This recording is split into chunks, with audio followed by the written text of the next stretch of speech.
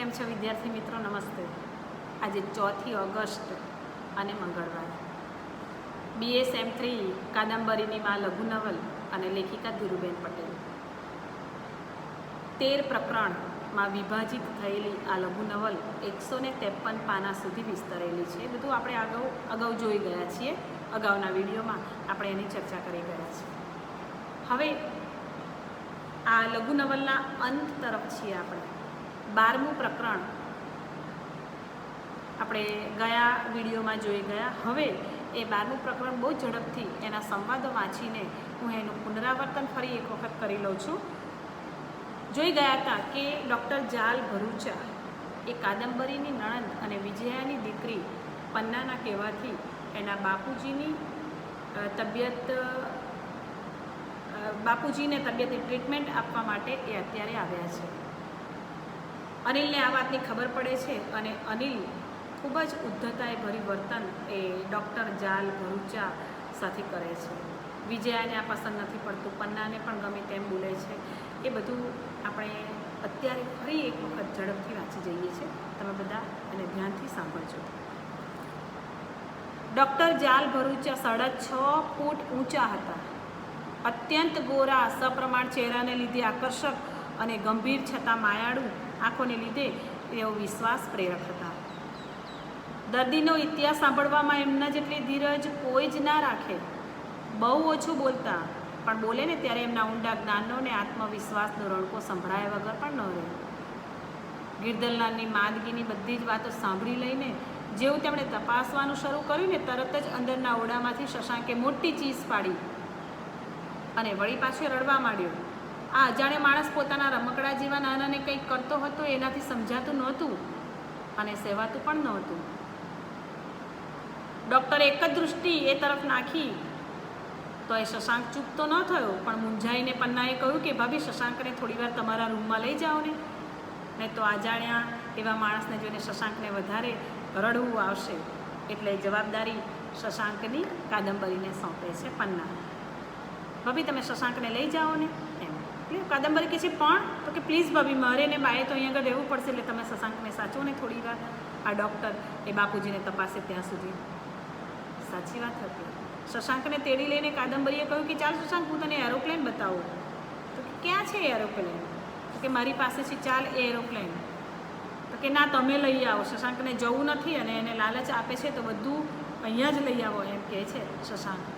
તો કે ચાલ, હું તને એ આપી દઈશ એમ કહીને કાદંબરીએ એને ઉંચક્યો ને ઝટપટ એણે ચાલવા માંડ્યું. કેળે હજી ચાવીનો જુડો તો હતો જ. એનાથી એ રૂમના કેટલાય કબાટ ખુલી શકે એમ હતા, અંદરની વસ્તુઓ પણ. એટલે કાદંબરી હવે ભૂતકાળમાં ખોવાઈ જાય છે.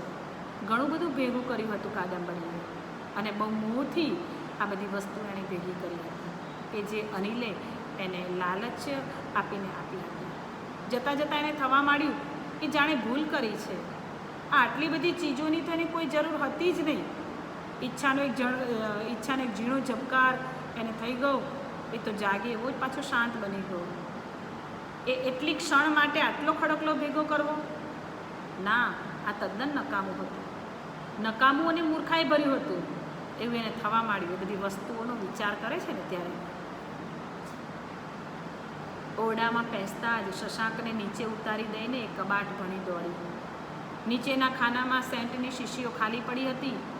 કોઈ ગુવડના આકારની, તો કોઈ મિનારા જેવી, કોઈ મોટી પેટી જેવી, તો કોઈ ફૂલ જેવી, અને એમાં એકાદ એરોપ્લેનના આકારની પણ હતી. શશાંકને આપી શકાશે. એને પણ થવું જોઈએ કે મામી જૂઠું તો નથી જ બોલતી. ખાનું ખોલતાની સાથે જ જાત જાતની સુવાસની એક ભભક આવી. શીશીઓ ખાલી હતી, પણ સૌરભના સંભાળણા હજી એના ચિત્તમાં સચવાયેલા હતા. સહેજ મોહ પામીને કાદંબરીએ એક આછા આસમાની રંગની કુંજા જેવા આકારની શીશી ઊંચકી અને સૂંઘી. અને પછી એની સાથે જે અત્યાચાર થયેલો એ વાત એને યાદ આવે છે. એક રાત્રે એ જેવી સુગંધ લે છે એની સાથે જ એને એક ક્ષણ યાદ આવે છે. એક રાત્રે અનિલે એને કેવો તમાચો માર્યો હતો. એને રાજી કરવા માટે આ સેન્ટની શીશી એને આપી હતી. એનો ખૂણામાં ઘા કરી દેવાની હિંમત કાદંબરીમાં નહોતી. વળી એની સુગંધ પણ બહુ જ મીઠી હતી, એટલે નાખી દેતા જીવ પણ ન ચાલે. આછો નિશ્વાસ નાખીને કાદંબરીએ શશાંકને પાસે બોલાવ્યો અને પોતાનો ખજાનો બતાવીને કહ્યું કે બોલ, આમાંથી તારે શું જોઈએ છે? એટલે આશ્ચર્યચકિત નેત્રે શશાંક એને જોઈ રહ્યો. એણે એની મમ્મીના ડ્રેસિંગ ટેબલ પર એકાદ શીશી જોઈ હતી, પણ આ તો કેટલી બધી શીશી હતી અને કેવી કેવી જુદા જુદા આકારની શીશીઓ હતી એવું એને થયું. કાદંબરીએ હસીને કહ્યું કે લે આ એરોપ્લેન. તો કે આ બી લો. શશાંકે એક હાથે એરોપ્લેન લઈને બીજા હાથની આંગળી લાંબી કરી. એનો ઈશારો એક નાનકડા સસલાના ઘાટની શીશીની તરફ હતો. એટલે કે છે મને સ્ટોરી કહીશ? તો કે સ્નો વ્હાઇટની કહું કે 7 પૂંછડિયા ઉંદરની કહું? એમ શશાંક કહે છે. તો કે ના, બીજી કે. એટલે હવે શશાંક મૂંઝાયો. એને તો બીજી કોઈ વાર્તા યાદ નહોતી અને પેલું સસલું તો એને જોઈતું જ હતું. એટલે ધીમેથી બોલ્યો કે 7 પૂંછડિયા સસાની વાત કહું મામી? તો કે અને પછી એ વાત કહેવા માંડે છે કે છે ને એક પછી એક સસલું 7 પૂંછડિયા હતું. એ સસો 7 પૂંછડીઓ કહીને બધાએ એને ટીઝ કર્યો અને પછી એ બહુ રડ્યો એમ કહીને વાત કહે છે એની કાલી ગલી ભાષામાં. પછી પૂંછડી ફટાક ફટાક કાપીને સ્કૂલમાં ગયું તો ટીચરે એટલું બધું એ હોમવર્ક આપે તે ન આવડ્યું ને વળી પાછો રડ્યો. મમ્મી આખો દાડો ક્રાય કરાય કાંઈ? એટલે કાદંબરીને પ્રશ્ન કરે છે. તો કે છે ના, ક્રાય આખો દિવસ ન કરાય એમ. તો કે એ તો કરે સસ્સો એમ. ગાડો હતો સસ્સો 7 પૂંછડીઓ મામી. ચલો હવે મને બોટલ આપો. ફટાફટ વાર્તા કહી દીધા પછી પેલી તરત બોટલ માંગે છે. એટલે કહે છે કે લે હવે બીજી સ્ટોરી તું મને કહે. અને શશાંકને ખોળામાં લઈને કાદંબરી પોતાના જૂના પલંગમાં બેઠી. બહુ જ પોચું ગાદલું, ઉપર મખમલનો ઉછાળ, પણ આજે ત્યાં બેસવું એને ગમ્યું નહીં. બહુ દુઃખ વેઠ્યું છે એને. શશાંક ઊંઘી જાય તો એને ઉંચકીને પાછું પેલા ઓરડામાં એને જવું છે. જાણવું છે કે ડૉક્ટર ભરૂચાએ શું કહ્યું, પન્નાબેનની મહેનત પડી કે નહીં, બાપુજીને સારું થશે કે નહીં. કોઈક સ્ટોરીનો બડબડાટ કરતો શશાંક જરા ઘેરાવા લાગ્યો. એને ખોળામાંથી નીચે મૂકીને થાબડતા કાદંબરી ઝીણા સ્વરે ગાવા લાગી. અને એક ગીત ગાય છે એટલામાં શશાંક ઊંઘી જાય છે. એની બંધ આંખોની લાંબી કાળી પાપાણ ઉપર અત્યંત મૃદુતાથી આંગળી ફેરવતા કાદંબરી વિચારવા લાગી કે પોતાના બાળકની પણ આવી પાપાણો હશે, આમ જ બડબડ કરશે અને ધીમેથી ઊંઘી જશે. કેવો હશે એનો ચહેરો? આવા દીવા સ્વપ્નમાં એ ખોવાઈ જાય છે. પણ ઓચિંતો એટલામાં કોઈકનો પગરવ સાંભળે છે. એ ઝબકી જાય છે, પલંગમાંથી ઉઠવા જાય છે. ત્યાં જ કઠોરતાથી કોઈક એનું બાવડું પકડે છે અને એ હતો અનિલ. કાદંબરી? એટલે કાદંબરી કહે છે જી. એટલે અનિલ હસે છે. ઓહો, હજી પણ જી એમ. કાદંબરીને થયું કે સમુદ્ર તટે ઊભી છે, એના પગની આસપાસ સાગરના પાણી લહેરાય છે અને પાછા વળતી વખતે પગ તળેની રેતી ઓગાળીને સાથે એ લેતો જાય છે. દયામણી નજરે અનિલ સામે જોઈ રહે છે. એ કેટલુંય કહેવા ચાહતી હતી પણ એના હોઠ સુકાતા હતા. એના અંગે પસીનો છૂટવા માંડ્યો હતો. વળી પાછો એનો જૂનો રોગ, રૂવે પ્રગટતી ભીતિ. કાદંબરી? પ્રશ્ન વળી પાછો. મારે કેટલા દિવસથી તારું કામ હતું, કેમ તું મળતી નહોતી? એમ કહીને અનિલે એનું કાંડું જોરથી પકડ્યું. આમ જ કે પછી મારા પૂજ્ય માતુશ્રી કહે છે એમ જ? અનિલે કાદંબરીનું કાંડું વધારે મરડવા માંડ્યું. એ સાથે એને મોંએથી ધીમી ચીસ નીકળી ગઈ. ઓ આ શું કરો છો, મને છોડી દો એમ. એટલે અનિલ કહે છે પહેલાં કે કેમ તું બહુ ડાળી થઈ ગઈ છે, બાની સોળમાં તું કેમ ભરાઈ ગઈ છે? અને કાદંબરી રડવા માંડીને ધીમેથી બોલી કે અત્યારે આ બધું શું, હમણાં શશાંક જાગી જશે, તમે મને છોડી દો ને, વિનંતી કરે છે. પણ કે તો શું થઈ જશે શશાંક જાગશે તો કે એ ત્યાં રડે છે અને ડૉક્ટર ડિસ્ટર્બ થાય છે. અને અનિલ એકદમ ચમકે છે. ડૉક્ટર? કોણ ડૉક્ટર? એટલે કાદંબરી કહે છે હું નથી ઓળખતી. તો કે છે એમ કહીને અનિલે વધારે જોશથી કાદંબરીનું કાંડું મરડ્યું. કાદંબરી કહે છે પણ મને ખબર નથી, મને ખરેખર ખબર નથી. તો કે ક્યાંથી આવે અને કોણ લઈ આવ્યું છે? તો કે છે પન્નાબેન લઈ આવ્યા છે.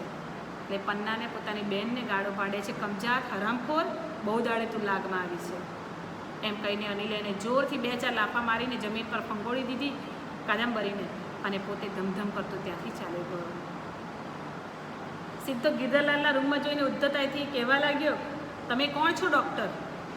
મારા ફાધરને તપાસવાની પરવાનગી તમને કોણે આપી છે? ડોન્ટ ટચ હિમ, આઈ સે ગેટ આઉટ. ડૉક્ટરને ગેટ આઉટ કહે છે ગમે તેમ, બેનને બોલે છે ગમે તેમ, માતાને બોલે છે ને ગમે તેમ આ ડૉક્ટરને પણ એ બોલે છે. અત્યંત ઉદ્ધતાએ ભર્યું અને ખૂબ ગાળો બોલે છે.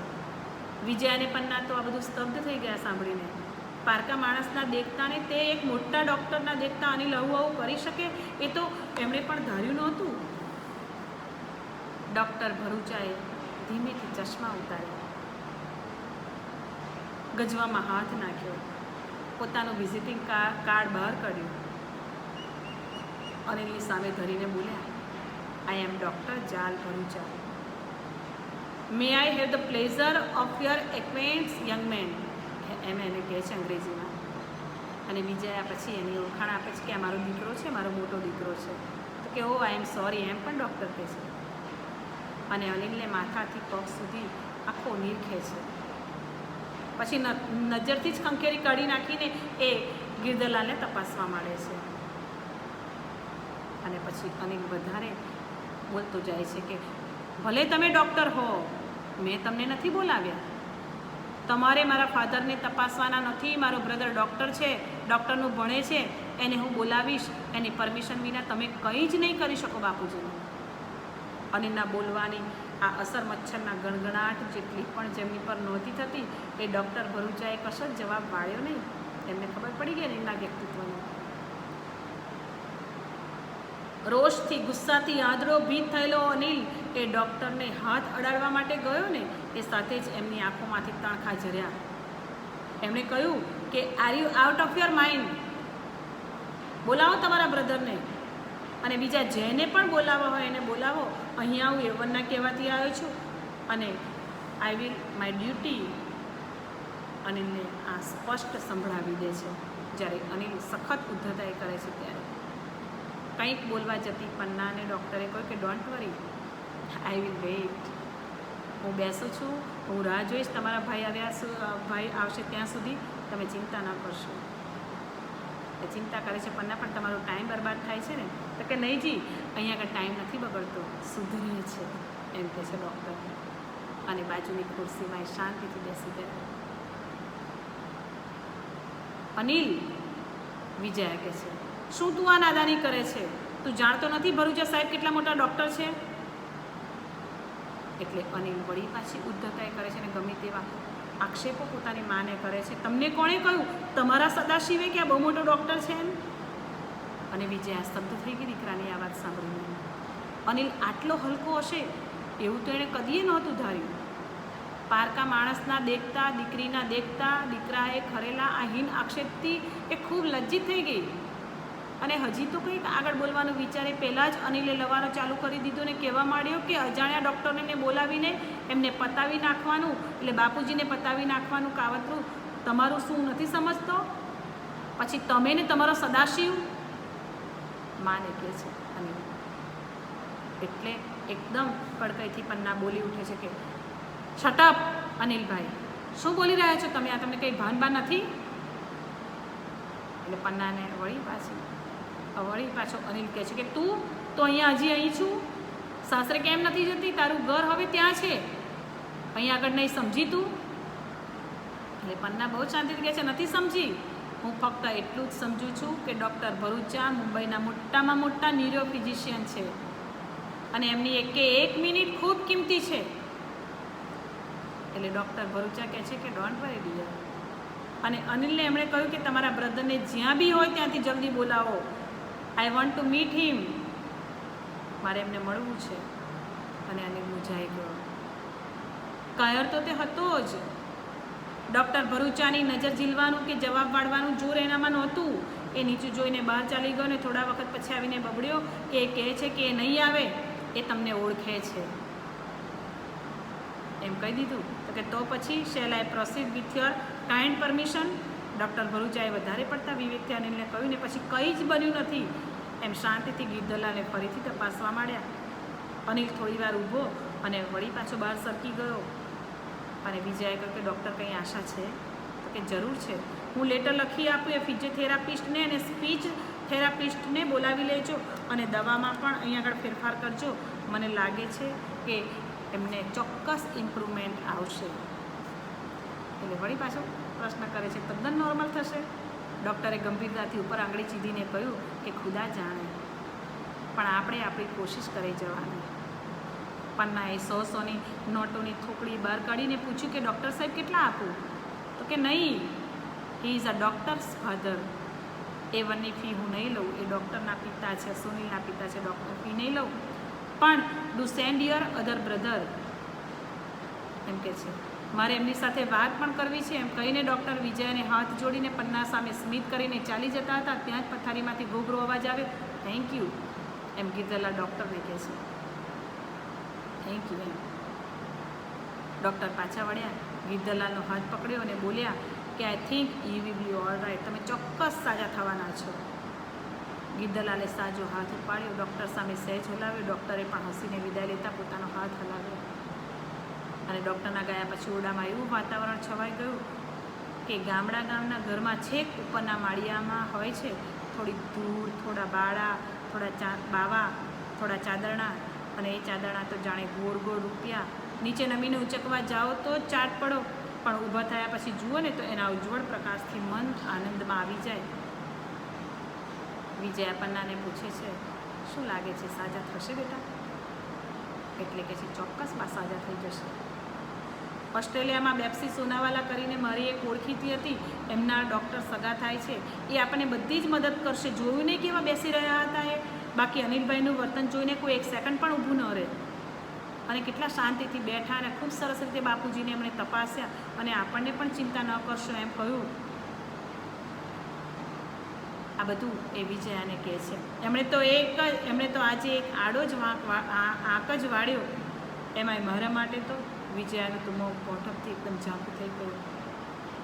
અને દીકરી એ બાને આશ્વાસન આપે છે વિજયાને કે બા, હવે અનિલભાઈનું આપણે કંઈ જ સાંભળવાનું નહીં, એમને ગણકારવાના પણ નહીં. તો વિદ્યાર્થી મિત્રો, બહુ ઝડપથી આજે આપણે આ 12મા પ્રકરણનું પુનરાવર્તન કર્યું અને એની આખી ભાષાને આપણે વાંચી અત્યારે. તો અત્યારે આટલું જ. આવતીકાલે 12મું પ્રકરણ પૂરું થઈ જશે અને છેલ્લું એક પ્રકરણ બાકી રહેશે. એ પ્રકરણ પૂરું કરીને પછી આપણે કેટલાક વિવેચનાત્મક પ્રશ્નો અને સાથે સાથે ટૂંકા પ્રશ્નો, ટૂંક નોંધો એ બધાની ચર્ચા કરીશું. તો અત્યારે આટલું જ. આવજો વિદ્યાર્થી મિત્રો.